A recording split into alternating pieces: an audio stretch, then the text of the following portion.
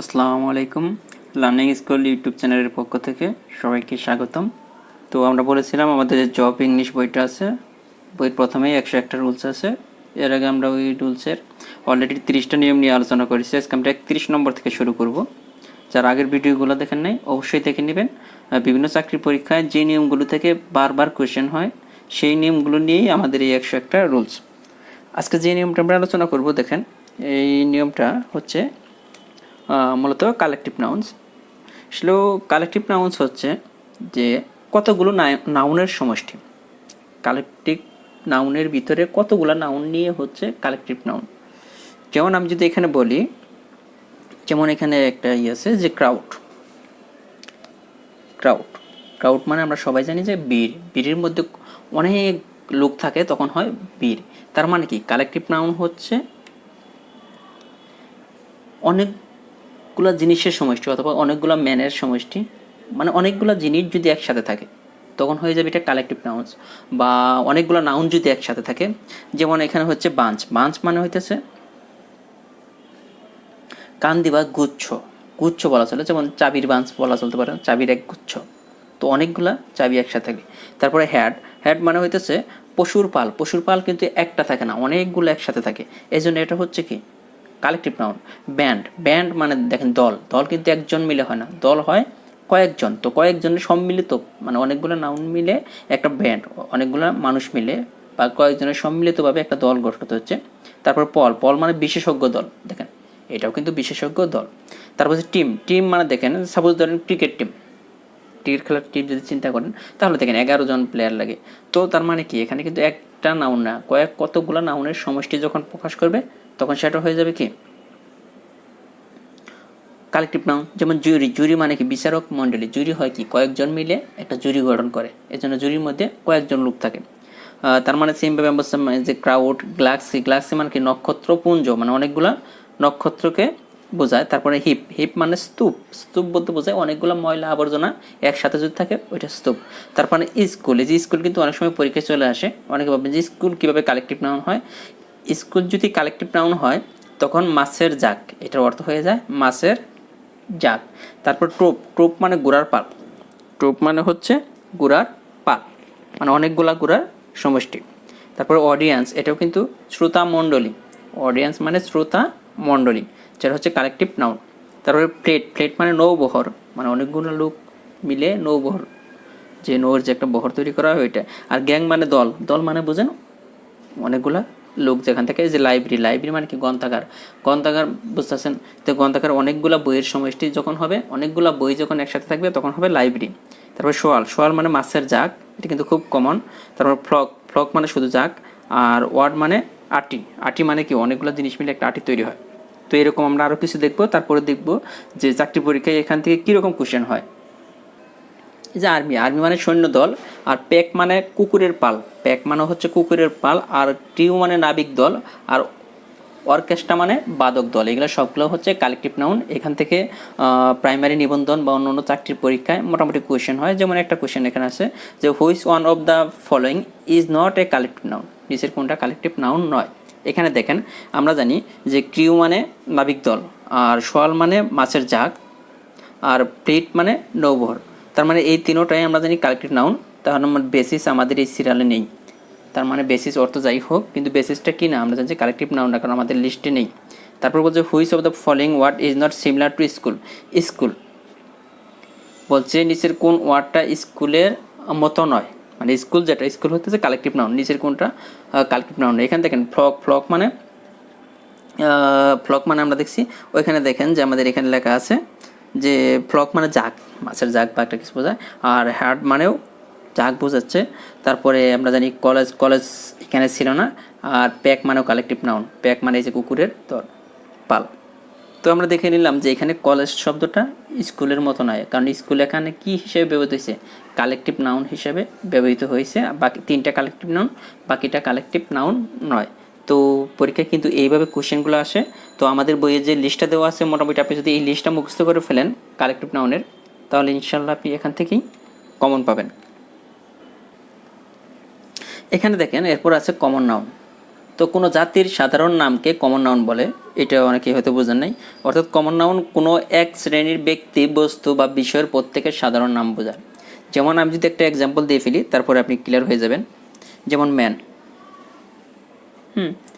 Man man বলতে আমরা বুঝি কি, আলী, রহিম, করিম, এরকম অনেক ম্যান আছে। তো এই যে এতগুলা মানুষ, মানে পৃথিবীতে যত মানুষ আছে সবগুলোকে একত্রে কি বলা হচ্ছে, ম্যান। এই যে সকল মানুষের মানে সব আলাদা আলাদা নাম আছে, প্রত্যেক মানে এই জিনিসগুলোর আলাদা আলাদা নাম আছে, কিন্তু প্রত্যেকটাই আলাদা আলাদা নামকে যদি একটা নামে প্রকাশ করা হয়, যে একটা নামে, তখন তাকে বলা হচ্ছে কমন নাউন। ম্যানটা হচ্ছে কমন নাউন, আর এগুলো হচ্ছে নর্মাল নাউন বা প্রপার নাউন, ওগুলো আমরা পরে দেখব। তারপরে আমি আপনাকে যদি আরেকটা এক্সাম্পল দিই, সাপোজ দিলাম যে ওম্যান।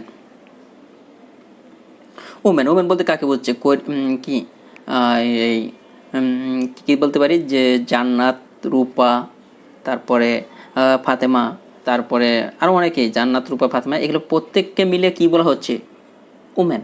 তাহলে অনেকগুলো নাউনকে যদি একটা নাম দ্বারা প্রকাশ করা হয়, তখন তাকে বলা হচ্ছে কি, কমন নাউন। যেমন মান্থ, যদি একটা চিন্তা করি আমরা, মান্থ, MONTH, মান্থ হচ্ছে কমন মাস, কিন্তু এই মাসগুলোর আলাদা আলাদা নাম আছে না, জানুয়ারি, ফেব্রুয়ারি, মার্চ, এপ্রিল। তো এই জন্য মান্থ হচ্ছে কি, কমন নাউন। এরকম দেখেন পিউপিল, পিউপিল মানে ছাত্র ছাত্রী। এই ছাত্রছাত্রীর মধ্যে করিম, রহিম, তারপরে যত মেয়েদের নাম সবগুলোই আছে। তো এটা হচ্ছে এই জন্য কি, কমন নাউন, মানে সাধারণ ছাত্রছাত্রী সবাইকে বোঝাচ্ছে। যেমন এলিফ্যান্ট, এলিফ্যান্ট বলতে হাতিকে বোঝানো হয়েছে, আলাদা আলাদাভাবে নির্দিষ্ট কোনো হাতিকে বোঝানো হয় নাই, পৃথিবীর সকল হাতিকে একসাথে বোঝানো হয়েছে। তারপরে এখানে ব্যাংক মানে তীর, পৃথিবীর সকল যে তীর সবগুলারে একসাথে বোঝানো হয়েছে। ইনফ্যান্ট, ইনফ্যান্ট মানে শিশু, প্রত্যেকটা শিশুর কিন্তু আলাদা আলাদা নাম আছে, কিন্তু পৃথিবীর সকল শিশুকে একত্রে বলা হচ্ছে ইনফ্যান্ট।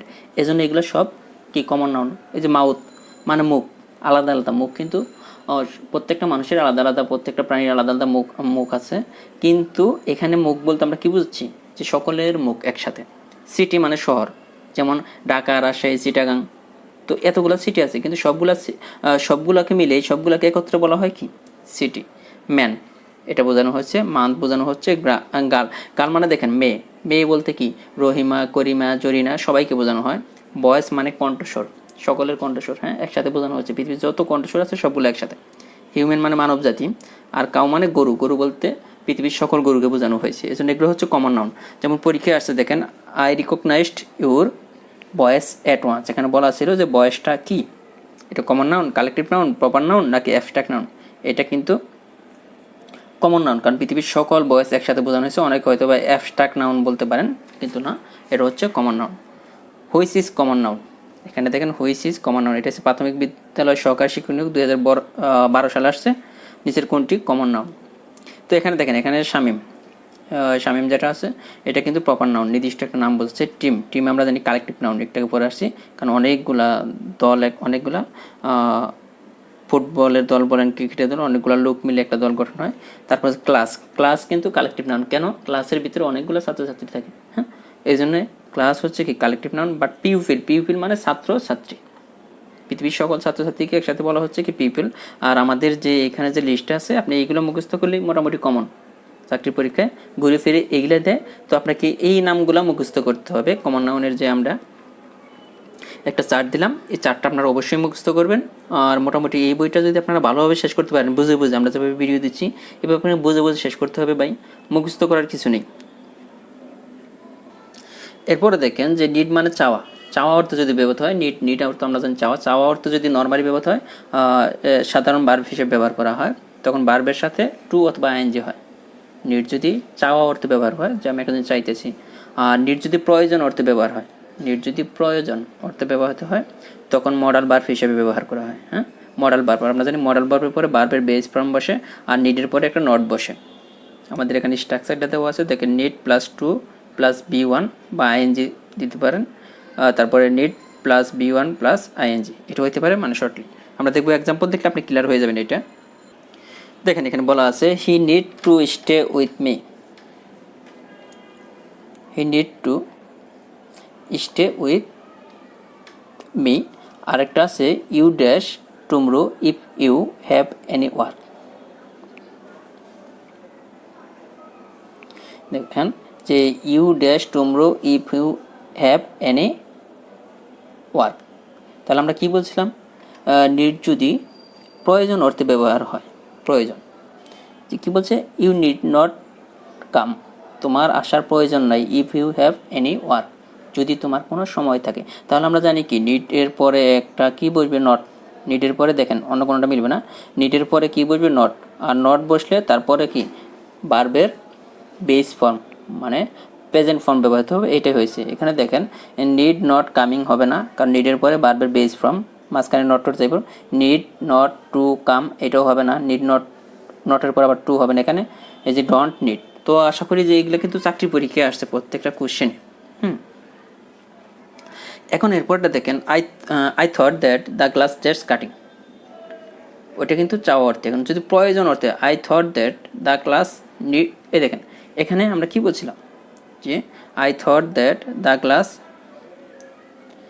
Need cutting. একটা হইতেছে যে যদি আগে টু ব্যবহৃত হয়, নিডের আগে যদি টু ব্যবহৃত হয় তাহলে ভার্বের সাথে আইএনজি যোগ হবে না, আর যদি টু ব্যবহৃত না হয় তাহলে ভার্বের সাথে আইএনজি হবে। তো দুইটা সিস্টেম। তাহলে এখানে নিড, দেখেন নিড যদি আমরা বসাই তাহলে এখানে কাটিং মানে ভার্বের সাথে আইএনজি যোগ আছে, এই জন্য এটাকে টু বসে নাই। নিডেড হয় না, নিডসও হয় না, হ্যাঁ, হ্যাড নিড হয় না এগুলা। সো আশা করি বুঝতে পারছেন যে নিডের ব্যবহারটা। এরপর একটা গুরুত্বপূর্ণ নিয়ম নিয়ে আলোচনা করব, ইট ইজ টাইম অথবা ইট ইজ হাই টাইম, একই অর্থ দেয়।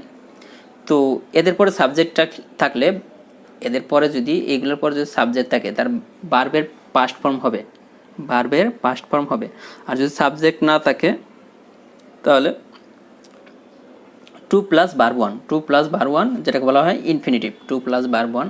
তো আমি একটা এক্সাম্পল দিব, যেমন এখানে আমি একটা লিখেছিলাম যে it is time or high time study now, it is time study now. তো দেখেন আমি বলছিলাম যে ইট ইজ টাইমের পর যদি সাবজেক্ট থাকে, সাবজেক্ট সবাই চিনেন যে কর্তা, সাবজেক্ট যদি থাকে তাহলে ভার্বের পাস্ট ফর্ম হবে, আর সাবজেক্ট না থাকলে ভার্বের আগে একটা টু বসবে। এখানে দেখেন ইট ইজ টাইম, এখানে সাবজেক্ট নাই, আই উই মি দে এগুলো কিচ্ছু নাই। তো তার মানে এটা কি হবে, ইট ইজ টাইম টু স্টাডি নাও। দেখেন টু হলো কেন, যদি সাবজেক্ট না থাকে, ইট ইজ টাইম অথবা ইট ইজ হাই টাইমের পরে সাবজেক্ট না থাকলে ভার্বের আগে টু বসবে। আর যদি সাবজেক্ট থাকে, দেখেন আমাদের একটা এক্সাম্পল, এটা কিন্তু বিসিএসে ওই কোশ্চেনটা আসছে অনেকবার, মানে খুবই common. It is high time you, দেখেন এই সাবজেক্ট চলে আসছে, you I me they it, এগুলো যদি আসে দেখবেন ইট ইজ হাই টাইমের পরে, তাহলে ভার্বের কি ফর্ম হবে, পাস্ট ফর্ম। আমরা জানি যে এখানে দেখেন গিভ, গিভ হইতেছে প্রেজেন্ট ফর্ম, আর গিভের পাস্ট ফর্ম হচ্ছে গেভ। এখানে কিন্তু গ্যাপ হবে, কেন গ্যাপ হবে আপনি খুব ভালো করে বুঝে গেছেন যে ইট ইজ টাইমের পরে যদি সাবজেক্ট থাকে তাহলে ভার্বের আগে একটা টু বসবে, তারপরে ভার্বের বেস ফর্ম। আর যদি যদি সাবজেক্ট না থাকে ভার্ব বসবে, ভার্বের আগে একটা টু বসবে। আর যদি সাবজেক্ট থাকে যেমন it is high time you, তাহলে ভার্বের পাস্ট ফর্ম গ্যাপ। এই যে এখানে হ্যাজ গিভেন আছে, উইল গেভ আছে, তারপর গ্যাপ আছে, গিভ আছে, এগুলো কিন্তু কিচ্ছু হবে না। দেখেন প্রত্যেকটা জিনিস কিন্তু নিয়মের মাধ্যমে হয়, আমরা কিন্তু মুখস্থ করি, মুখস্থ করার দরকার নেই। এখন এই দুইটা নিয়ম পড়ার পরে আপনি এখন যে কোনো ধরনের এই ধরনের কোশ্চেন আসলে আপনি কিন্তু অ্যান্সার করতে পারবেন। এরপরে একটা কোশ্চেন আছে, এরপরে যে নিয়মটা আমরা দেখব যে 35, যে নাউনের সাথে এলওয়াই যুক্ত হলে অ্যাডজেক্টিভ হয়, আবার নাউনের সাথে ওয়াই যুক্ত হলেও অ্যাডজেক্টিভ হয়, আবার নাউনের ঠিক আগে শব্দটি অ্যাডজেক্টিভ, নাউনের ঠিক আগে। যেমন 3 নম্বরটা আমি যদি একটু বোঝাই, he is a good boy, এটা নাউন, বলছে নাউনের আগের শব্দটি অ্যাডজেক্টিভ। এই যে আগের যে একটা শব্দ আছে গুড, আমরা জানি গুড কিন্তু ভালো, এটা কিন্তু অ্যাডজেক্টিভ, হ্যাঁ, কারণ নাউনের 2 গুণ অবস্থার সঙ্গে পরিমাপ প্রকাশ করে তাকে অ্যাডজেক্টিভ বলা হয়। তাহলে বয় হইতেছে ভালো, একটা নাউন, তো নাউনের আগে যে ওয়ার্ড থাকবে ওইটা অ্যাডজেক্টিভ। তাহলে আমরা চিনে গেলাম যে নাউনের আগে যদি কোনো ওয়ার্ড দেখি তাহলে ওইটা আমরা বলে ফেলবো কি অ্যাডজেক্টিভ। তারপর নাউনের সাথে যদি এলওয়াই যুক্ত হয়, দেখেন আমরা জানি যে এলওয়াই যুক্ত হলে নর্মালি কি হয় অ্যাডভার্ব, বাট যদি নাউনের সাথে এলওয়াই যুক্ত হয় তাহলে ওইটা হয়ে যাবে অ্যাডজেক্টিভ, অথবা যদি খালি ওয়াই যুক্ত হয় তারপরেও অ্যাডজেক্টিভ হবে। যেমন আমি আপনাকে কয়েকটা এক্সাম্পল দিই, যেমন এটা খুব কমন একটা হোম, এল ওয়াই যুক্ত হয়েছে হোমলি। দেখেন এটা কেন অ্যাজেটিভ হলো, আমরা কিন্তু সবাই মুখস্থ করছি যে এটা কি এল ওয়াই যুক্ত হওয়া সত্ত্বেও এটা অ্যাজেটিভ না, না সরি এটা অ্যাডভার্ব না। নর্মালি কি আমরা জানি এল ওয়াই যুক্ত হলে অ্যাডভার্ব হয়, বাট এখানে এল ওয়াই যুক্ত হওয়ার পরেও এটা কিন্তু অ্যাডভার্ব না হয়ে অ্যাজেটিভ। কারণ হচ্ছে নাউনের সাথে, হোম মানে বাড়ি, যা একটা নাম, হোম মানে বাড়ি, কিন্তু ভার্বের সাথে এল ওয়াই যুক্ত হলে তখন ওইটা হয়ে যায় অ্যাডভার্ব। হ্যাঁ, ভার্বের সাথে, ওইটা আমরা পরে দেখবো, আগে আমরা এটা দেখি। হোম মানে বাড়ি মানে নাউন, নাউনের সাথে এল ওয়াই যুক্ত হয়েছে, যেটা হয়ে যাবে অ্যাজেটিভ। এটা কিন্তু আমরা অনেকেই, যেমন ফ্রেন্ড, FRIEND, ফ্রেন্ড মানে বন্ধু, বন্ধু একটা নাউন, কিন্তু এর সাথে যদি ফ্রেন্ডলি বলি তাহলে এটা adjective. Homely, motherly L Y যুক্ত থাকলেও হবে না। এখন কিন্তু আপনি কিন্তু খুব সুন্দরভাবে বুঝতে পারবেন। যেমন আপনাকে যদি বলি ম্যানলি কি হবে? ম্যানলি হবে অ্যাডজেক্টিভ, এটা অ্যাডভার্ব না। কেননা ম্যানের সাথে, ম্যান হইতেছে নাউন, নাউনের সাথে এল ওয়াই যুক্ত আছে। তার মানে আপনি এল ওয়াই যুক্ত থাকলে আপনি অ্যাডভার্ব বলতে পারবেন না। আগে দেখবেন যে এটা কার সাথে যুক্ত হয়েছে এল ওয়াইটা বা ওয়াইটা।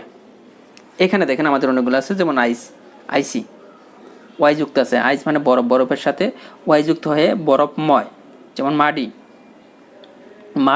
মানে কর্দমাক্ত। অয়েলি, এগুলা কিন্তু কি না, কারণ এগুলো নাম, প্রত্যেকটা নামের সাথে ওয়াই বা এল ওয়াই যুক্ত হলে ওইটা কি হয়ে যায়? অ্যাজেটিভ, ওইটা অ্যাডভার্ব না হয়ে। এখানে আরও কিছু এক্সাম্পল আছে, দেখেন আমাদের কিংলি, ফ্রেন্ডলি, ম্যানলি, মান্থলি। যেমন মান্থ মানে মাস, কয়টা মুখস্থ করুন, মুখস্থ করার কোনো দরকার আছে? আপনি দেখলেন মাস মানে নামের সাথে এল ওয়াই যুক্ত হয়েছে, মানে নাউনের সাথে এল ওয়াই যুক্ত হয়েছে, তার মানে অ্যাজেটিভ। যেমন উইকের সাথে কি এল ওয়াই যুক্ত হয়েছে, উইকলি, তার মানে এটার আগে কি আছে? দেখেন পরীক্ষা হলে যখন দেখবেন যে এটার আগে কি আছে, এটা উইক আছে। উইক মানে সপ্তাহ, যেটা একটা নাউন। যেমন হোমলি ইজ অ্যান্ড ড্যাশ, পরীক্ষা অনেকবার আসছে, বিভিন্ন চাকরির পরীক্ষা, এখান থেকে প্রচুর কোশ্চেন হয়। এখানে দেখেন হোমলি আমরা কীভাবে বুঝবো? দেখেন হোমলি আলাদা করে ফেলেন, হোম প্লাস লি, যেমন মানে হোম মানে বাড়ি, যেটা একটা নাউন, নাউনের সাথে এল ওয়াই যুক্ত হয়েছে, এটা অ্যাডভার্ব না হয় অ্যাডজেক্টিভ। আশা করি বুঝতে পারছেন। আর আমাদের এই যে ইংলিশ বইটা যেরকম দেখছেন, আমাদের জব ম্যাথ কিন্তু সেকেন্ড এডিশন বাজারে চলে এসেছে, খুব পপুলার একটা বই, মানে আপনি একবার হাতে নিয়ে দেখবেন। আর আমাদের ম্যাথ আর ইংলিশ, তো এই বইটা জব ইংলিশ, আর বাকি সকল সাবজেক্টের জন্য আমাদের একটা বই সাজেশন ভিত্তিক, খুব ছোট আকারের। আপনার প্রাইমারি, নিবন্ধন, দ্বিতীয় তৃতীয় শ্রেণীর, অডিটর সহ অন্যান্য চাকরি পরীক্ষায় মোটামুটি 100% কমন পাবেন। আমাদের জব ডাইজেস্ট, ম্যাথ আর ইংলিশ বাদে বাকি সকল সাবজেক্টগুলো, ম্যাথ ইংলিশ বাদে বাকি সকল সাবজেক্টগুলো নিয়ে আমাদের যে বইটা তৈরি করা হয়েছে ওইটা জব ডাইজেস্ট। আর আমাদের টোটাল 3টা বই, জব ম্যাথ যেটা সেকেন্ড এডিশন, আপনারা আমাদের ইউটিউব চ্যানেলে সার্চ দিয়ে দেখতে পারেন যে এই বইটি থেকে কী পরিমাণ ম্যাথ কমন আসে। আগে আমরা বলতাম যে 70 থেকে 90% কমন আসবে, বাট 100% কমন আসছে। আর এখন তো আমাদের বইটা যেভাবে মডিফাই করা হয়েছে, অধ্যায়ভিত্তিক সাজানো হয়েছে, প্রথমে সাজেশন দেওয়া হয়েছে, মডেল টেস্ট আছে, মোটামুটি 100% কমন পাবেন। তারপর হচ্ছে জব ইংলিশ, যেটা থেকে আমরা এই আলোচনাগুলো করতেছি, মোস্ট গুরুত্বপূর্ণ একটা বই। তারপর জব ডাইজেস্ট, ম্যাথ আর ইংলিশ বাদে বাকি সকল সাবজেক্ট। আমাদের পিলির জন্য এই এক সেট বই। আর আমাদের জব অনেক চাকরির পরীক্ষায় রিটেন হয়, যেমন SI সহ অন্যান্য চাকরির পরীক্ষায় অফিস সহায়ক বলেন, তো তার জন্য আমাদের জব রিটেন ম্যাথ ছোটো একটা বই, 500 ম্যাথ আছে। এই ম্যাথ করলেই আপনার হয়ে যাবে ইনশাল্লাহ। তো কম সময়ে কেউ যদি খুব ভালো প্রিপারেশন নিতে চান তাহলে আমাদের এক সেট বই আপনাকে দেখতে হবে। তো ধন্যবাদ সবাইকে, সবাই আমার জন্য দোয়া করবেন আর ভালো থাকবেন। আর আমাদের সেকেন্ড এডিশন বইটা আপনারা একটু হাতে নিয়ে দেখবেন। আর আমাদের বাকি বইগুলোও কিন্তু মোটামুটি অন্যান্যভাবে পপুলার, মোটামুটি আপনাদের কাছে, বা আপনারা যেটা বলেন যে ভাই আপনাদের বইগুলো মোটামুটি স্ট্যান্ডার্ড লেভেলের। তো আল্লাহ হাফেজ।